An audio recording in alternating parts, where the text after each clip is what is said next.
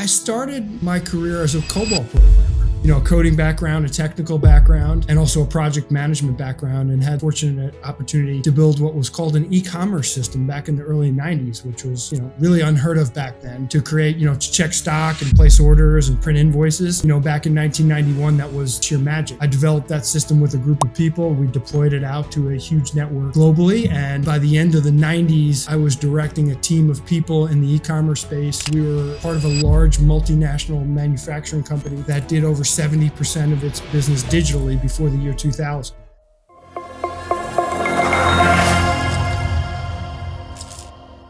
In this episode, I'm talking to Ben Lazar, Senior Vice President of Marketing at AlayaCare, a major provider of cloud-based home healthcare software. They recently closed their Series D round of $182 million. We're going to talk about number one, their top 3 marketing channels: direct sales, channel partners, and events. What percentage goes into each bucket and which one performs the best? Number 2, we're going to talk about how to make marketing and sales feel personalized at a large scale. To Ben, this is the secret sauce of growth for B2B and B2C organizations. And number 3, we're gonna try to figure out things like how much money did they raise in total in all 4 or 5 rounds? How much money do they make in revenue per year? And if we can, how much does Ben make as the CMO of AlayaCare? And every time he can't answer a question, we both have to take a shot of hot sauce. Wish me luck, Martians. I hope you enjoy this one.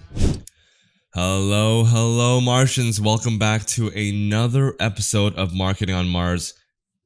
This is the first episode I'm recording in the new year. I don't know when this is going to come out, but it's the first. Ben, you're the first episode in the new year. Ben currently is the Senior Vice President of Marketing for AlayaCare.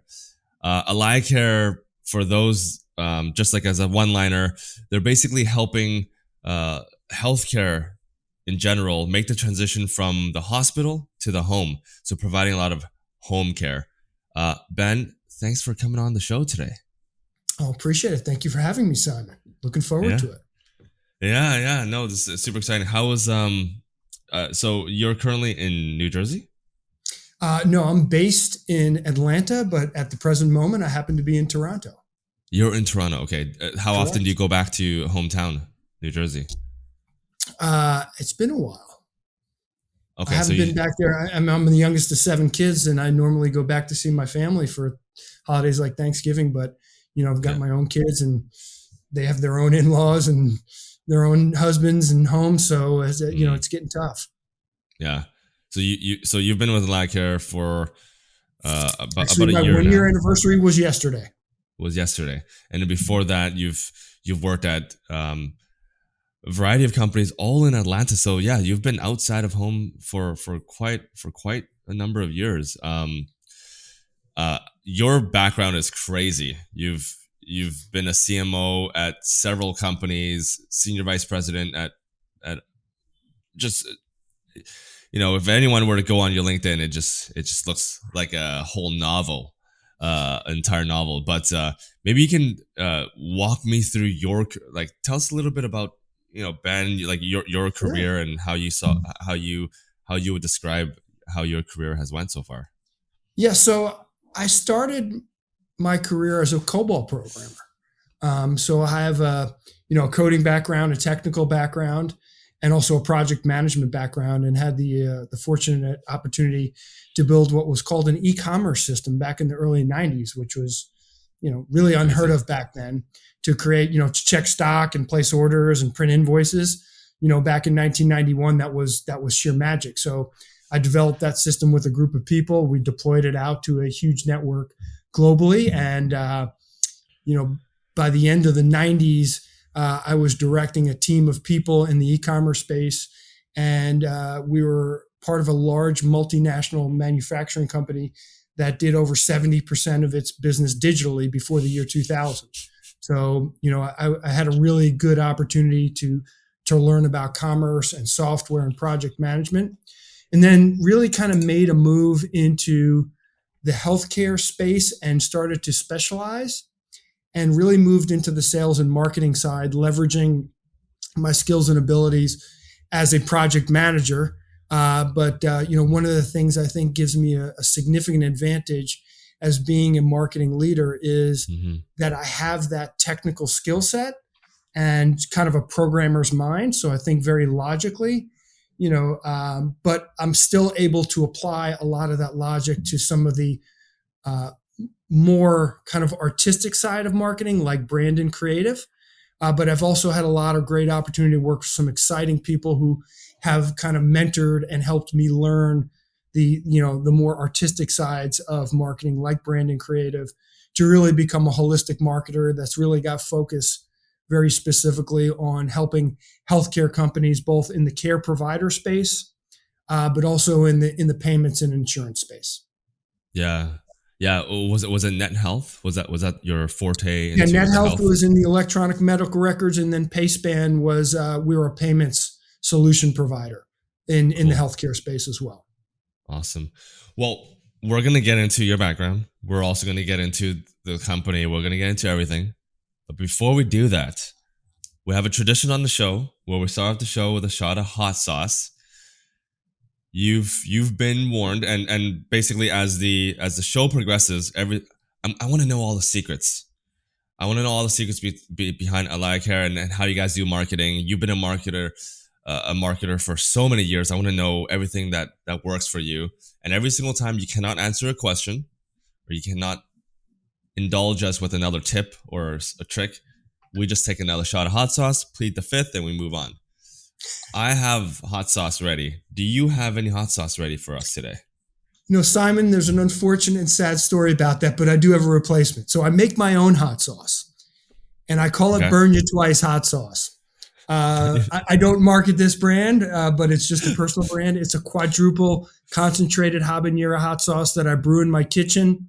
It has a really hardcore base of garlic because I'm not a big vinegar guy. I prefer just a light touch of vinegar.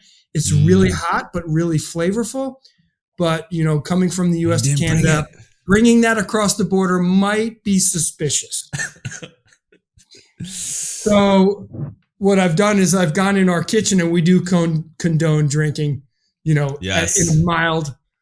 I'm going to have to swap out hot sauce for Crown Royal. So I'm going to pour one now. All right. Okay, we'll accept that. We've done this before. We had whiskey with the ex-CMO of Slack. So we also condone drinking on our show. Excellent. All right, I'm going to start off. Actually, I'm going to start with this one. So you're going to hear me probably cough throughout the interview. I'm still suffering from a mild cough. Like I caught the flu or something. Hope you don't get infected virtually. But red habanero from Cancun. It's not really too spicy, but I gotta stick with this for today. And I might go spicier with a different habanero. It's also Excellent. Mexican spice. This one's a little has a kick. All right, I'll pour.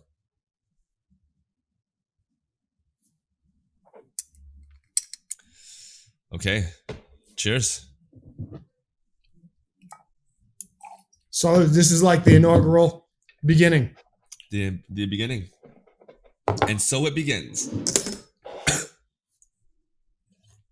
Yeah, I'm really bummed out on my hot sauce. I'd rather be taking tablespoons of hot sauce than Crown Royal. Oh yeah. We had one guy come on. I think one of the guests come on. He's also CMO of a company, and he took Carolina Reaper, and he had hiccups for 13 minutes on the show. It was hilarious. So next time we'll do that. Before we start everything, maybe let's give a little bit of love to AlayaCare. I mean, I've kind of given the intro. You guys are connecting healthcare from the hospital to the home. Maybe you can tell us a little bit about what AlayaCare does and what exactly you do in your role. Sure. So AlayaCare is helping home care companies globally make the transition to becoming more modern platforms in this healthcare continuum and connecting patients for better outcomes. So as more people are treated in their homes because they're better psychologically adjusted in the homes, they would prefer to be in the homes. and Mhm. we're increasingly able to treat people in the home for a higher number of health issues that they're trying to manage, right? And software has a huge impact in its ability to help home care companies globally deliver better patient outcomes by having better information about that patient and connecting to other parts of the healthcare continuum that give them critical insights into how to best treat their patients. And Mm. AlayaCare is the modern platform, the modern SaaS platform that does that. We have a number of functional capabilities that allow us to connect to other parts of that care continuum to make sure that a care provider, when they walk through the threshold of a home to treat a patient, they have the maximum amount of intelligence and information to deliver the best possible care. So Okay. that's Okay. AlayaCare kind of in a nutshell. And my job is to identify our ideal customer profiles, you know, understand our addressable markets, and then market very specifically to those people with messaging and value added information that makes them interested in what we do, that would incent them to upgrade from a legacy technology to a modern day SaaS platform. Because most healthcare companies are typically running on legacy based platforms Yeah. because the Electronic Medical Records Act previously kind of incented people to get onto these applications. Hmm. But these applications that are running in hospitals for the most part and post acute facilities and in the home care agencies, a lot of them are legacy based Yeah. because they were built specifically to do one very specific thing, and they were not built with things like burgeoning AI, Hmm. API connectors. They were not built with the whole healthcare continuum in mind. They were built with their care modality in mind, and how do I best manage that? Well, Okay. the whole healthcare environment has matured, and we have a solution that enables those people to connect to that environment to provide the best patient outcome possible. And my job is to make sure that every one of our potential buyers knows how good we are at doing that. And I like to Awesome. say, Simon, that the best brands in the world are spoken through the success of their customer. And we are continually developing and expanding our platform globally, and helping our customers be more successful at delivering the best possible home healthcare in the home. Yeah. Yeah, no, that's a great kind of intro to what the company does, and obviously we did a lot of research on our side.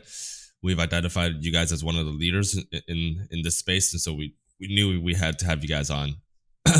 So we've done a little bit of research. We have some idea, but I want to ask you. I guess these will be the first couple of hot sauce questions. Wanted to get a sense of how large the company is. I know you guys have done a few rounds. You guys have raised a little bit of money, or not a little, but you guys have raised a lot of money. How much have you guys raised? Do you know this kind of the history of fundraising? Yeah, so you can go out and Crunchbase and look at it. Our last raise was 150 million.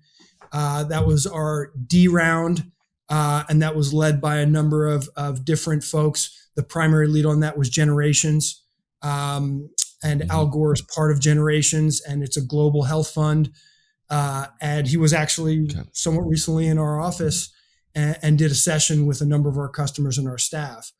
Wow. And we believe very strongly in our mission, and the folks who have helped fund us believe in our mission, which is helping global home care become a reality. So much to the point where our founder Adrian Schauer has started a global charitable organization called Madiro, and Madiro's basically working in Africa, helping deliver home care and doing some extremely innovative things in places that barely have cell service, where they are deploying home care workers to remote villages and places that typically have had no health care, Mm-hmm. and delivering really high impact home care services to people who have typically not had any health care at all. So it's not Mm-hmm. just our commercial mission, which is, very strong and important to us. It's also our global mission to make health better for not just the people in the countries that we serve, but to expand our wings and really touch people's lives in ways that are beyond our commercial mission. That's amazing. So, okay, so $150 million raised, Series D, which means you've raised C, B, and A, if I'm doing my alphabetical ordering correct. You guys have raised a lot. I've read somewhere you guys have raised over 200 million or 250 million. Correct. 250 is the approximate number. Okay. Mm-hmm. Okay. What valuation was that last raise at? So you can take a look at Crunchbase again. You can see that really not, we're a private company, so I'm not sure if I can actually talk to those numbers directly. Oh, all right. Well, our little friend here, our little Mona Lisa friend here, wants us to do another shot. If hot sauce wards off a cold, you're going to be in good shape after this call. I know. The doctor did not prescribe this. They gave me some other stuff to try, but all right. Cheers. Salud. Oh my goodness.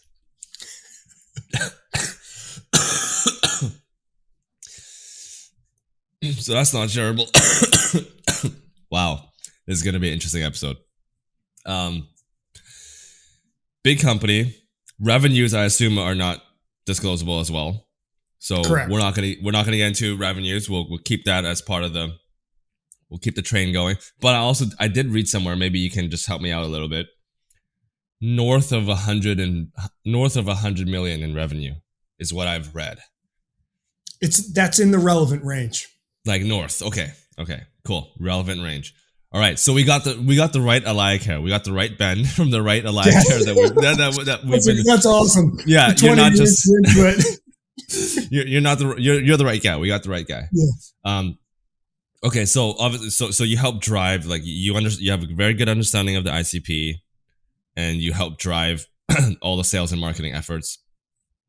What kind of activities are you doing, like under your marketing department? What are you working on right now?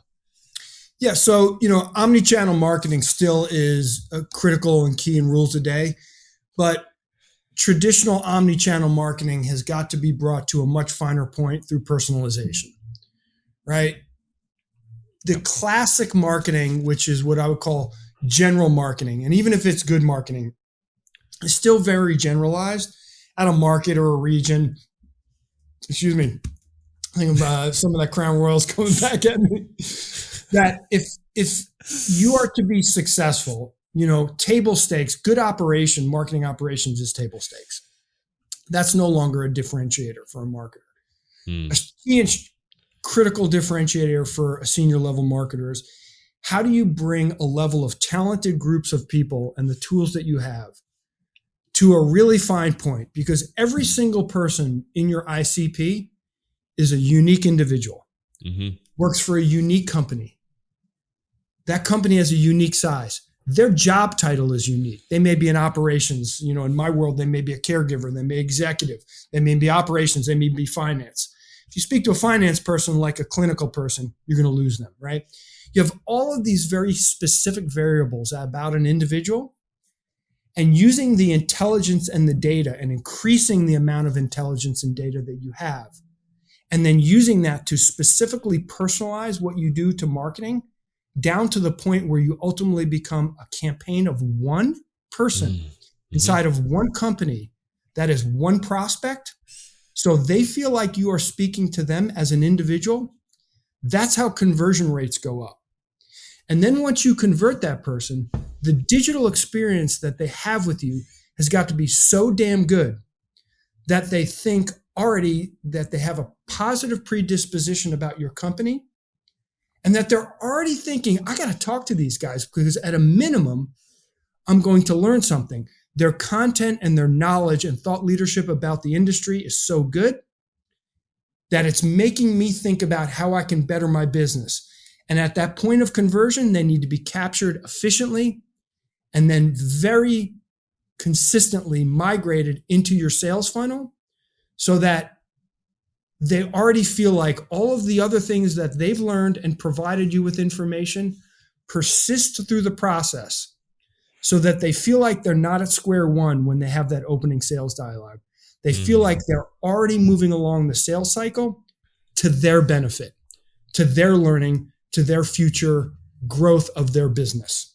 Better patient outcomes, more patients, higher levels of profitability, more predictability around their revenue cycle, around reimbursements, all of the key metrics that their senior level people are looking at and talking about every day.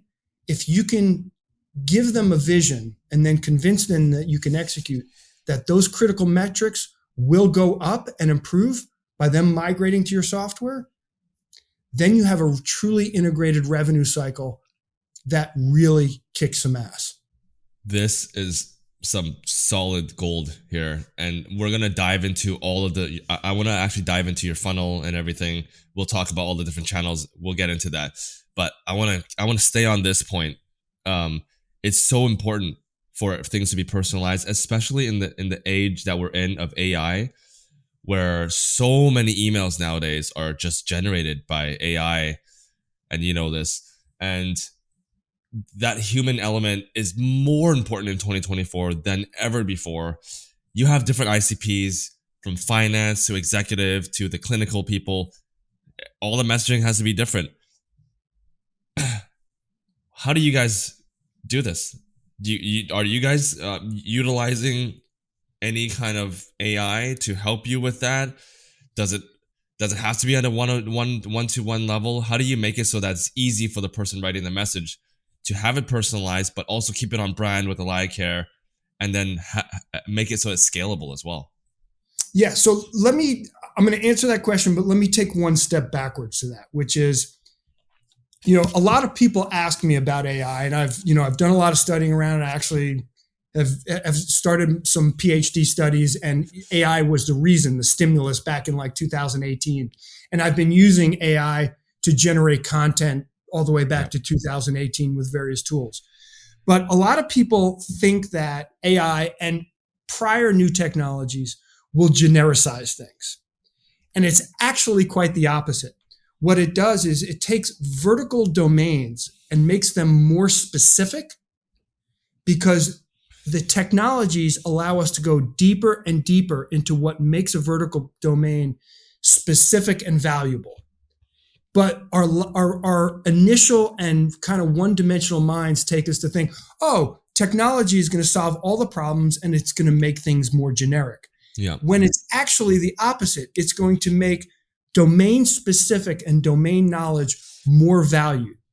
And the reason why I start with that to answer the question is because there's a specific component about specificity and marketing that makes AI more specific to each specific domain vertical market. So in my space, in healthcare, right, people are looking for more specific knowledge and thought leadership around very specific topics. Things like, how do I improve reimbursement? How do I improve profit? How do I improve patient outcomes? Because every industry has increasing regulations and requirements, which make domains even more specific and more valuable, right? So how do you actually encapsulate and do this? So it's a combination of traditional means of good, solid knowledge and marketing and project management, and there will never be a replacement for that. That is always going to be needed. And then utilizing the tools that do not run by themselves, but run at the beck and call of the human beings. And then once you can take that good project management and can build all of this functional matrix of messaging that is going to be specific to the individual people that we talked about before, and then generate that messaging and then show your customer referential success, but not in your voice as a vendor, in the voice of your own customer, their peer, then you become highly effective. So are all of okay, that makes a lot of sense. And you mentioned that these tools that you're using are being used by the actual, I'm assuming, like your ABM team or your marketing team. So does that mean that you like how much of your process is based off of automation then versus manual, So on it's a becoming one-to-one level? increasingly automated. We use Okay. HubSpot for a CRM and HubSpot for our marketing automation. Pick one, right? I've Yeah. worked on them all, but functionally they are similar. Some have different things that they do better than others, but essentially what it comes down to really is understanding your true ICP and having a Yeah. good marketing infrastructure that is airtight between your marketing organization and the generation of preference. And a lot of people think preference starts at like a marketing qualified lead, whatever that means, whatever you agree to or SLA you have with your sales team. But it's not. It's way, way before that, right? You have prior activity, prior signals from people who are consuming content, right? Are they engaged? Are they influenced, right? So you have this pre-funnel concept. And if you can tie your BDRs into that pre-funnel concept, they can start to use educational conversations with your customers, thought leadership to bring them into this environment where, hey, I'm a BDR, I may be a 24-year-old recent graduate, but I'm smart enough and I understand enough about this industry because of all the materials that my marketing team has delivered to me to give you highly specific thought leadership information that is going to stimulate a conversation. And at the end of the day, that's what marketing is all about. We just want to create a conversation between our ICP and a very knowledgeable person inside of our company. That's all it is. Yeah. And simple. And we overthink it so much, Simon, right? It's crazy. We put a lot of really complexity in the way of things. It's all about human psychology, right? Conversion of people's mind, right? Everything is about opportunity cost. If you're doing one thing, you are not doing another thing by definition. That is an immutable fact. You cannot change the time and space reality that we live in. Although maybe in the future, but today we live in the reality of time and space being linear. If time and space is linear, you have to make some really hard choices about where you apply your time and where you apply your resources. That is so gold. So let's dumb this down a little bit, or I don't know if that's the correct term. We talked very high level and we use a lot of jargon. For the younger listeners now, maybe they're 22, 23, 24, and we actually got this. We actually got a message from a comment from one of our listeners who asked us to ask this to our next guest. What does this mean then? What does this mean to the younger marketers hearing this? Because this is the first thing we talked about was just the personalization. And I agree, personalization is a huge part of marketing that a lot of marketers miss out. What advice would you give to a younger marketer starting out their career? Like, how can they stand out in this area? Is it just using the tools that you mentioned, or is there anything else that there's a lot more there. So the first thing I'll say is, on my team and the people that I work with in this organization and other organizations, I've worked with some brilliant young people. And I know that, being a guy of the upper age register, a lot of people in my age register bitch and complain about younger people. And I almost always counter them by saying, I think that's a bunch of bullshit and a cop-out, right? Because every older generation complains about the younger generation. But the people that I'm exposed to and I work with are brilliant. Not all of them, but on average, you get the same amount of people who occupy the same spaces in our society. But what I love about some of the younger folks is they bring a lot of fresh perspective, a lot of excitement. They're way more interested in their jobs than what a lot of people characterize. So this whole like millennial bullshit is, I think, is crap. Yeah. And the minds that I work with are amazing because, I think it's most important to teach some of the younger folks the fundamentals of things like project management, because a lot of those things they take time to learn, right? It's not that schools don't teach it. It's just a time-based thing. So if you're 26 or 27, you're just getting started in marketing, you're smart and you're hardworking, you just haven't had those experiences. But their perspectives are much more focused around individual because their expectation is they will be individually and personalized marketed to. Yes. So their natural proclivity is already there. You don't have to teach them that. right? Because Yep. when I was a marketer 20 years ago, we never talked about personalization, Direct mail. customization, never, right?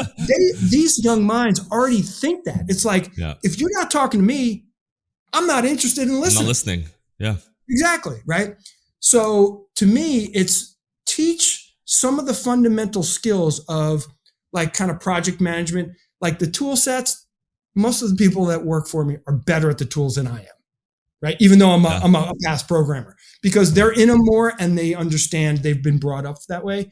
So to me, it's like if you can help facilitate people and then give them an environment where they have a great sense of autonomy to create and build, and mistakes will be made, things will go wrong. That's right. That's marketing. That's the way things should be, right? We just don't want to make any negatively brand impactful mistakes. Outside of that, if you give people three things, they will personally grow and they will deliver great results for you. The first is autonomy. The second is the ability to master what they do, right? Because when they feel like they're mastering their realm, Yeah. Oh yeah. they feel so good about what they do, they want to keep doing it and do more of it. Yeah.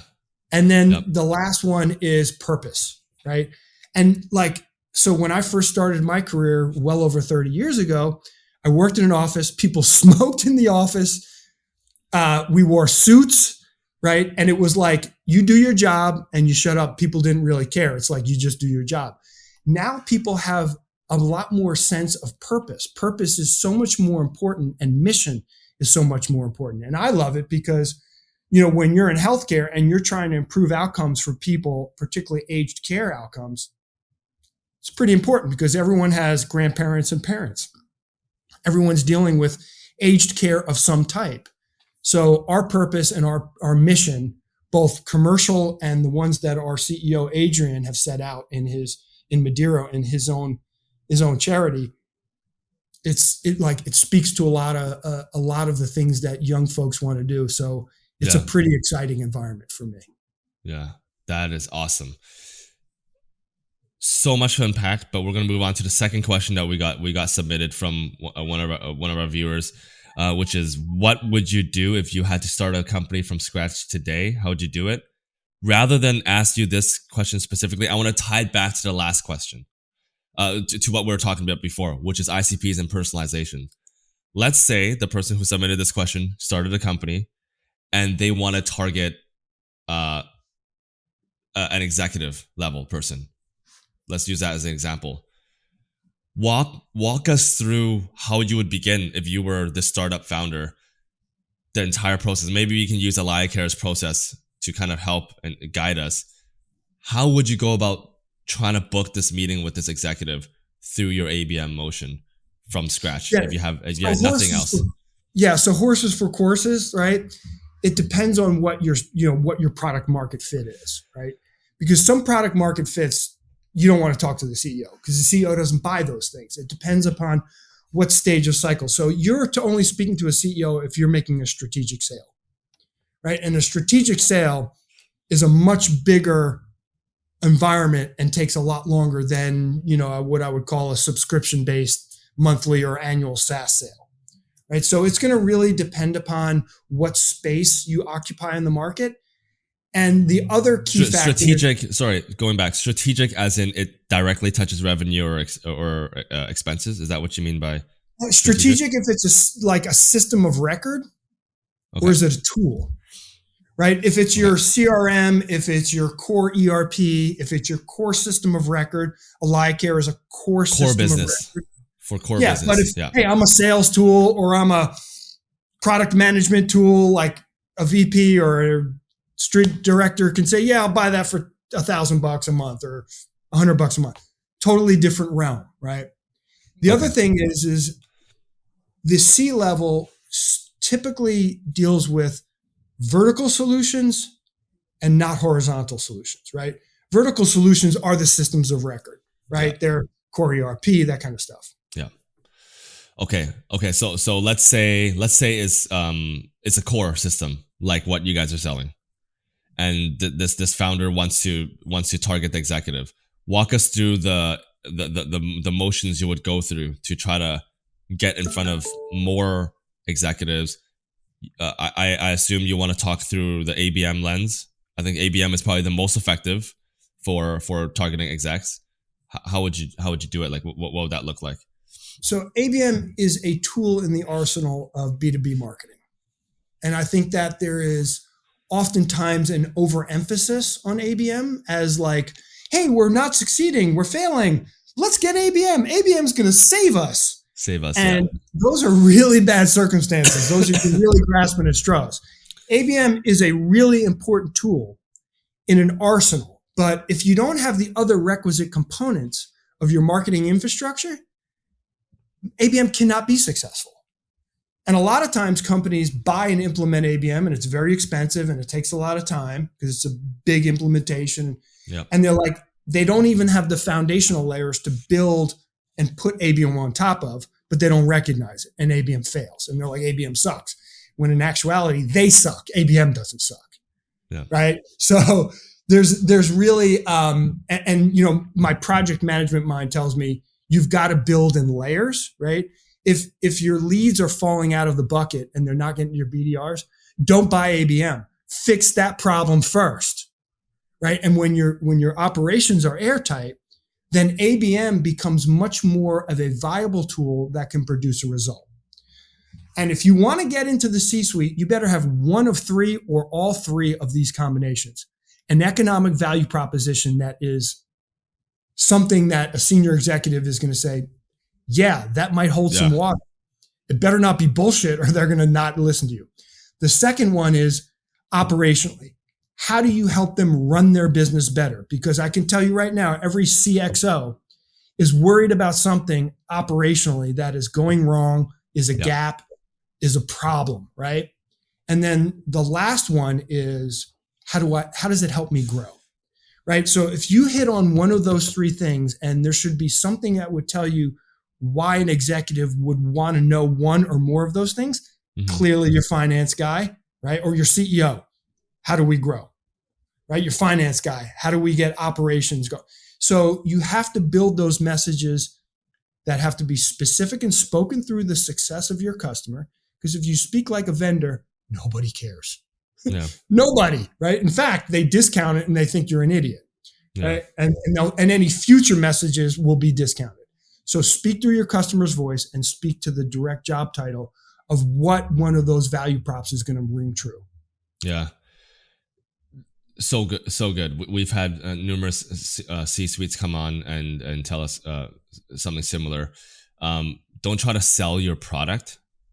Right? Because if you're just trying to sell your product, you're trying to fit a puzzle piece into a puzzle. Like, you don't even understand the whole puzzle yet. How do you know this one piece is going to fit in the puzzle? First, understand what their goals are and what their objectives are, and then help them try to get to their objective. Like what you were saying, like, what is the value prop? How is it going to help them grow?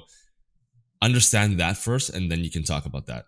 Okay, so we talked a lot about talked a lot about the personalization piece. In terms of channels, it sounds like we talked a lot about ABM. Is ABM, like, if you talked about your marketing budget, for example, on a monthly or annual basis, what % of it goes towards ABM versus other areas like events? And I don't know if you guys do any paid ads. I assume there aren't much. You do? Okay. But highly targeted and personalized. Okay. So walk us through the percentage breakdown. Nobody does a strategic deal until you meet somebody and you build a relationship of trust. Nobody does, like, if you're selling a tool, somebody will buy it, they'll put it on the company credit card. Yeah, that's fine, right? They'll churn in 6 months or maybe stay with. Nobody buys a system of record without a huge amount of vetting and a personal relationship, which means if I'm the CEO, I don't talk to you first. I send you down the line to the people who are doing the investigation. I'm like, go talk to these people. Tell me what you find out. I'm not doing that as a CEO. Yeah. And if it goes from the investigative educational layer of the buying cycle, which almost everyone is in before they buy something, it goes to the managers before the CEO, and the managers start asking a bunch of questions, and they either say, yes, we should bring this up the ladder, or no. So you got to pass through two very difficult gates before you even get word one. There. So if you're trying to book CEO meetings, it's a fool's errand. Yeah. So does that, okay, so what percent of your marketing budget goes towards PPC versus events versus ABM then? So ABM is below 10% significantly because, again, it is a tool in a huge arsenal. We spend a lot of money on direct personalized events. We have a very large user conference that we invest heavily in called Better Outcomes, which is critical to our NDR, our net dollar retention metrics, right? Yeah. To showing our customers the innovations that we're creating and delivering, right? So like 60% of your budget goes towards events then, or something like that? No, it's around 40. 40? Okay. It was 50 and we reduced it some. But you know what? In-person events are absolutely critical. For sure. Because you don't do a 6 or 7 figure deal until you have dinner with those people, until they trust that you're going to be successful. Because after you get through hey, talk to my references, listen to my customer's voice, the last thing on their mind is, what's my final risk point that these guys are going to screw up my business? Because when you're implementing a system of record, if it goes wrong, you're threatening your business. Yeah. Your customers will leave. Yeah. You could have data breach. All kinds of bad shit can happen. Yeah. Right? I can't even imagine. Risk mitigation is so huge, right? And that comes at the final portion of the sales cycle. And you've got to have some really special mechanisms in place. And that transcends marketing, BDRs, and sales. That is, okay, you better get your CEO and your C-suite involved, and they better have people who are in your customer base that go through the entire process. You know, they gotta know. They gotta open up the entire layer, look into the hood of the engine, and see everything, and see where can it go wrong, and if that goes wrong, how is it going to be fixed? If it can't be fixed, how is it going to screw over my business? Like, they're going to go through every single scenario. Because you're not selling software. You're not selling a system of record. You're selling change management. And change management is extremely risky. Yeah. So how much is your budget then? What is your monthly, or like how much are you guys spending on marketing, like on a monthly or annual basis? So we're spending north of 8 million annually on a global basis at the present time. Global. And do you touch the global marketing budget, or you're only in NA? So I'm NA, and then we have people who run our Australia, New Zealand elements. We sell Europe from NA. And those people are, they have their own reporting structure, but we collaborate with them. So they have, dotted line to us. I have dotted line to them. Yeah. Okay. So, and I'm a big believer, sorry to interrupt. I'm a big believer in let the people in the regions who run the business, run their business, manage their budget. The last thing I should be doing is telling someone in Australia, New Zealand, never been there, but would like to go, how to spend their money. What I should be doing is supporting them with infrastructure and tools and functional capabilities like ABM, and then letting them go run their business. Yeah. Question for you. I don't know if you have any hot takes for this, or if you want to add on to it. So I run a lot of backstory. I run a lot of founder events for early stage founders, seed, pre-seed, maybe Series A. But the companies that you're dealing with are at like the Series C, Series D level. And not necessarily. No, they're across the board. No? Across the board? No, okay. I mean, we work with... But they're larger. A lot of them are, but you'd be surprised because home care there's a lot of private equity money flowing into home care, because if you look at home care with value-based care, which is basically paying for results, versus fee for service, which is you go to the doctor, he tells you to take an antibiotic and you got to pay him $100. Yeah. There is almost unlimited demand. And companies in home care, they're not gated by their ability to go find new patients. They're gated primarily by their ability to take on new patients. So you're seeing a lot of startups, roll-ups. Yeah, there are big companies, public companies, large private companies in the space, but the majority of the space is, the companies are mid-market and lower. Okay. And okay, so I guess what I was getting at is with this mid market still probably larger than the founders that I'm connecting with. The founders I'm connecting with are companies between $1 to $10 million in revenue, kind of thing. When you get to the exec level, do executives want to meet in your space? Want to meet with other executives to learn about the market?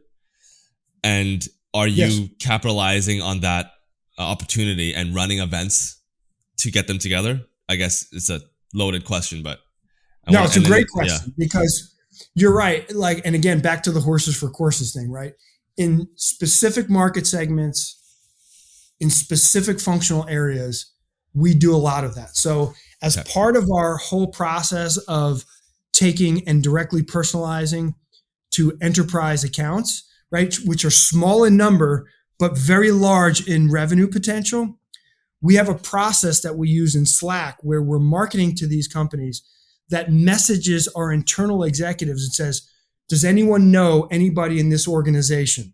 Can you connect us with someone? So we can seamlessly integrate an executive into a campaign to help convert an enterprise client from not talking to us into the sales funnel. okay. So you guys are running events for that. Hot sauce question. Yep. What has been the most expensive event you've run for executives, and what has been the cheapest that you spent on an event? So most expensive, easily our user conference. Okay. We'll probably this year we'll spend well over $600,000 on it. Okay. And then the cheapest, God, we run a lot of events like, so whenever you're touching anyone in the federal or state government in Canada or the US, Yeah. right, there are a lot of gating rules. Yeah. There are also gating rules in healthcare and in government, right? So they have to be kind of sparse, and we can't like gift things. We can't. So those events tend to be very inexpensive, very unlavish because, they obviously they serve the taxpayer and have to be above board and above reproach. So those events can be almost $0 in some cases. Oh, wow. Like just getting people into a conference room and just getting some breakfast kind of thing? Yeah. And you got to be careful because they can't accept anything that's over, depending upon the environment, 25 or 50 US dollars. It's just, it's this weird situation. So you have to be able to make sure the event does not exceed certain limitations. How many events are you guys running a year nowadays? So last year we ran Better Outcomes. Obviously, is a huge event. Huge, people are in for 3 days. Our customers. We do all kinds of training and other events surrounding it. That's one huge event. And then we ran last year 78 industry events. 78, and that's all first party, just all from you guys, or you guys Correct. run a lot with partners? No. The Better Outcomes is first party, and then the 78 is third party, is like industry events, like third parties. Okay. Home care industry event of California or wherever. Cool. I guess this will be the third hot sauce question. How much are they paying you as a CMO nowadays? It's AlayaCare, big company, raised a lot of money. Not enough. No, just kidding. I'm very happy here. And, it's not a hugely relevant question to the topic, but, I think that that kind of stuff is best kept personally. All right. Okay. All right. Do I have to drink now? No, and so do you. We'll take our drink. Yeah. Sophie was messaging me saying we haven't taken a drink for a while, so yeah, that's always somebody's like got to keep us on track, Simon. Yeah, that's always that's like the uppercut in boxing. Or the rabbit punch. Or the rabbit punch. Yeah, exactly. All right, so we've talked a lot about the company, dove into so many different marketing topics. I think we have 10 minutes left. Want to learn a little bit more about you personally. uh, listeners that are making it all the way 48 minutes now, clearly interested in the things that we're talking about. Maybe want to know a little bit more about your personal life. I mean, you started your career. You've kind of you've seen the ups and downs of. You've been through the 2000 crash. You've been through the 08 crash, and now we're kind of in, some would say, a recession. And then there's also AI that's threatening. AI could be a threat. VC money drying up, interest rates increasing faster than ever, home prices at record highs. What's your outlook on economy? Yeah, so I will indulge you, Simon, but I find myself the most boring person on the planet because I live with myself all day, every day. Yeah. But I'll go ahead and indulge you in that, which is which is yes, right? Cycles, and that's one thing younger people have not had the benefit of experience going through, which is cycles. And we're in a different time period, and I hate the word unprecedented because it's always precedented.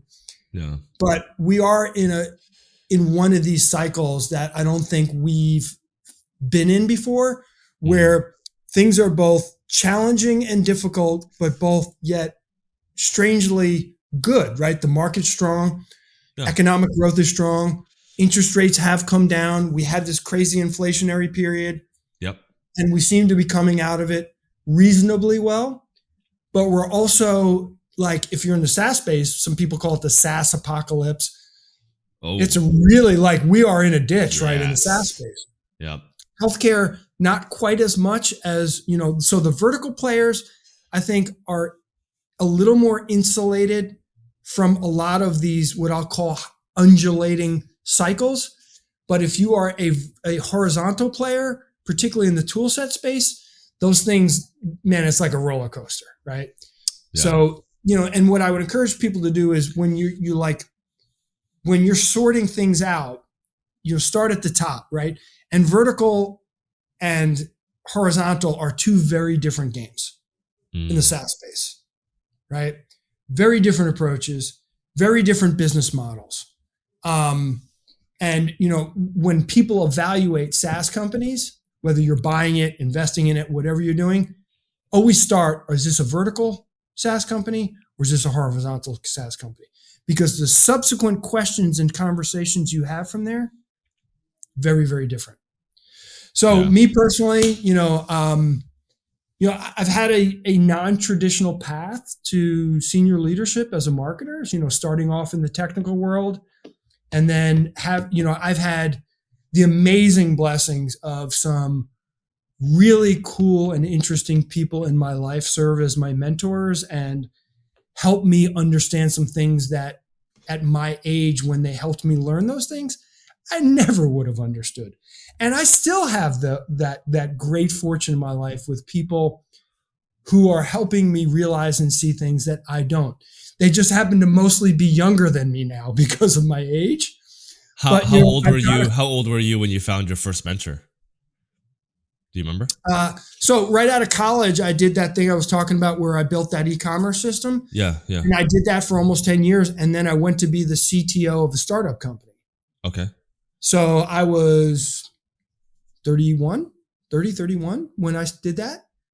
And I had no clue what the hell I was doing in a startup company because it was, in that day and age, startups were the whole concept of a startup was still very nascent.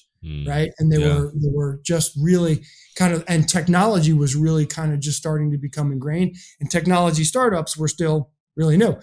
Back those days, if you raised $10 million, that was like, wow. Right. Now people are like, $10 million, man, who's going to buy the coffee? Right. I mean, it's like, so, things have changed, but I had a lot of really positive experiences, and a lot of those positive experiences came from failed companies and failed interactions, failed leadership, failed founders.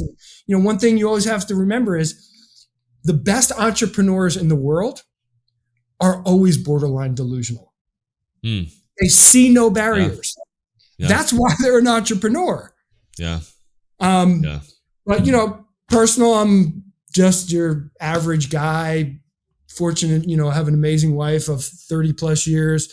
two amazing young daughters who are brilliant minds, Yeah. Older, married, homes and, careers of their own. And, I feel really good that the world will be ceded to them and their generation. But, just normal guy. I'm a runner, fisherman. Yeah. Oh, a fisherman and a runner. But, yeah. Okay. I love to exercise. I love cardio, but I love to fish. I've fished all my life. I own property in Costa Rica. I love to travel internationally just to fish. My wife is an amazing fisherman and outdoors person as well. She's a hunter. What's been your number one? Like, how many do you keep track? Are you one of those people that keep track of how many cities or countries you've been to? No. Okay. No, I mean, my wife says I have an idiot savant memory for all fishing trips because I can remember 20 years ago who went on what trip, what fish we caught. I think she just means I'm an idiot mostly, but we travel. What's been the number one place you travel to, if you had to say? That's an impossible thing. I mean, I consistently go to Guatemala, have grown friends there. We own property in Costa Rica, have friends there. Panama, Mexico, South That's America. why you were speaking Spanish earlier. Yes. Yeah. To Sophia. And, we're hoping to do some more travel to Asia Pacific, to Australia, New Zealand, both to fish and sightsee as I hope to get to retirement within the next 5 to 7 years. Is your background is not, you're not Latino, right? You're not. No.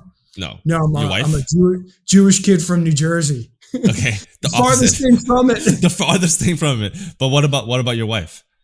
She's a Southerner. I married a Southern girl. We met in the early 90s, and we were actually, I think we were possibly the last actual pen pals on the planet. In the 90s, smokes. We actually wrote letters to each other because there was email, but there was not. We wrote letters to each other and sent pictures through the mail, and we, she lived in Florida, I lived in Connecticut, and we both worked, and we ended up getting married. Wow. If I wrote you a letter, would you respond to that letter? I would.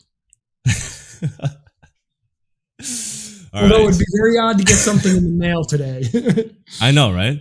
I mean, hey, that might be, I think marketing channels go like this, they go in waves. So anything that comes down, that just means if you can make it through, you'll get more eyeballs, higher chance of conversion, maybe potentially. All right. Can we close off with 2 jokes? Can I give you 2 jokes? Please do. And if you can successfully not laugh, I'll take a shot of hot sauce. And if you laugh, you do a shot of. I'm already laughing. All right. The question is, Simon, am I going to laugh at you or with you? So let's see what happens. Both. Okay. All right.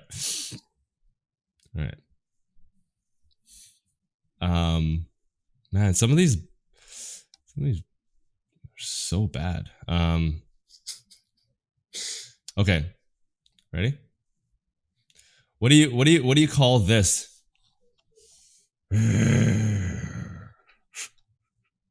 An angry dog. A vicious circle. That's actually not bad. All right. Okay. It's actually, I won't laugh, but I'm still giving you credit for it. Okay. All right. Let's see. I told my doctor. I went to my doctor and I told him that I broke my arm in 2 places, and he told me to stop going to those places. That's like a Henny Youngman joke from like 1942. You don't even know who Henny Youngman is. I have no idea. Is it good? Is it good? Like an old Vegas performer, one of the old comedians kind of guys. I think I lost that one, so I'll do. Hey, 1 out of 2 is not 1 out of 2 is not bad, Simon. I'll take it. All right. Cheers. Yeah. All right. You know what? I can't let you drink alone. Oh, okay. I'm gonna spit this back up. No, I'm not. Cheers. It's been amazing, man. Enjoyed our time together. And super fun. People, get some value out of the conversations we have, and hopefully, at the end of the day, it's not about me. It's not about you. It's like, what kind of really cool thoughts and ideas can we stimulate? And I hope that did that for your audience. Yeah, honestly, you have 30 years of experience. I have less than 10. But we have experiences in different areas. And at the end of the day, we don't know everything. We can't predict what 2024 is going to be like. We don't have the answers to everything.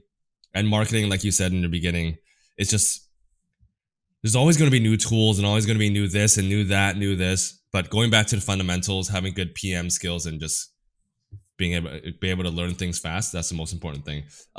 How can people learn more about you from a personal standpoint? Are you pretty active on LinkedIn or? Very active on LinkedIn, Yep. Benjamin or Ben Lazar. You can find me very easily there. Sweet. All right, Ben, we're going to have to do round 2 in the new year with your hot sauce. Yes. Thank you I so much. burned it twice. Appreciate you, brother. And we'll talk soon. All right, man. Simon, enjoyed it. You have a great day.